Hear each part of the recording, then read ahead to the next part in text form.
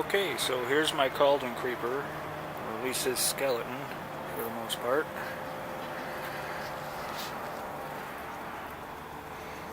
It's 1/2-inch PVC.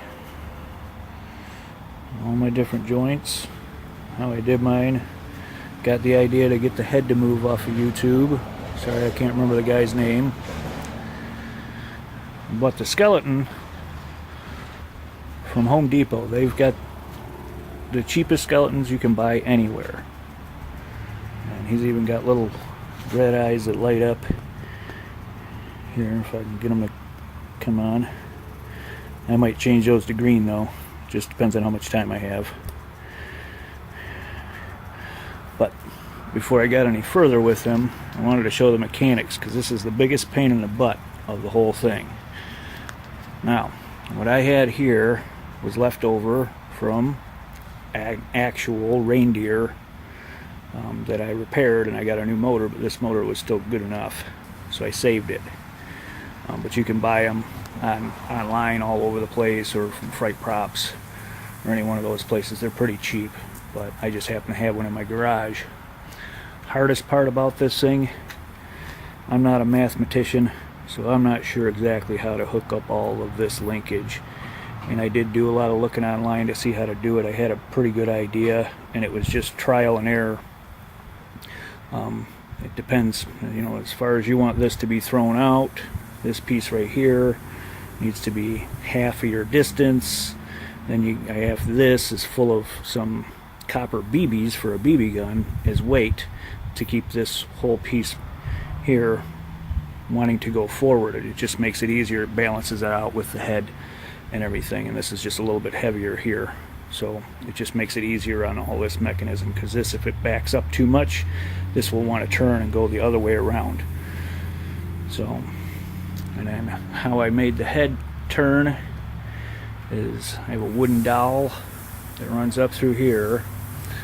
This is a 3/4 inch T that I have going to another 1-inch T here, and I'm sorry, it's a 3/4 inch T.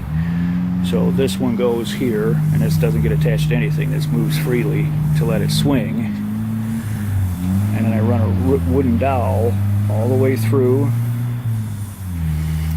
and down to here, and you can actually see, if I get around here, you can actually see the wooden dowel right there. It comes out.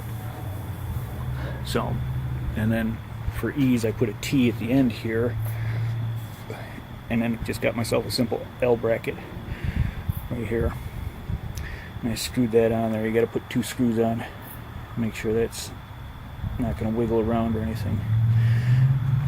And then I just take the 1/2-inch elbow back here and I put a screw on,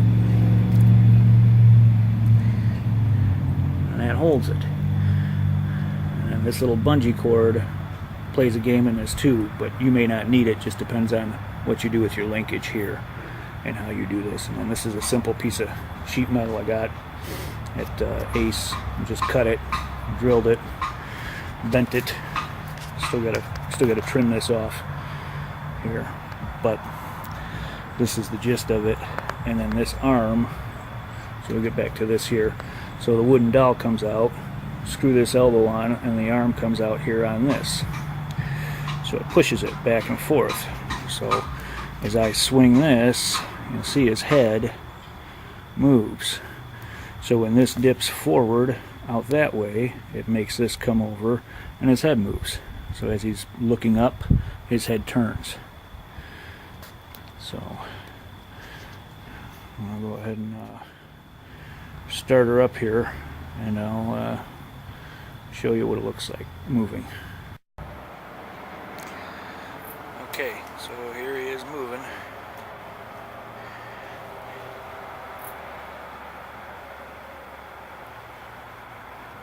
Comes up, looks, and goes back down.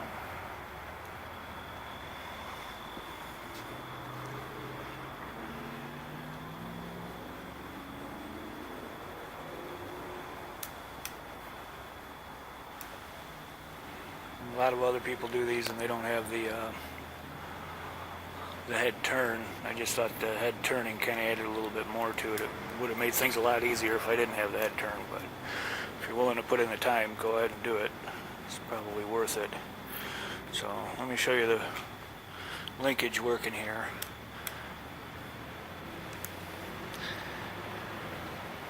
It's a little bit loose, and I still got to put some lock washers on there instead of those, or lock nuts instead of those regular nuts I have on there.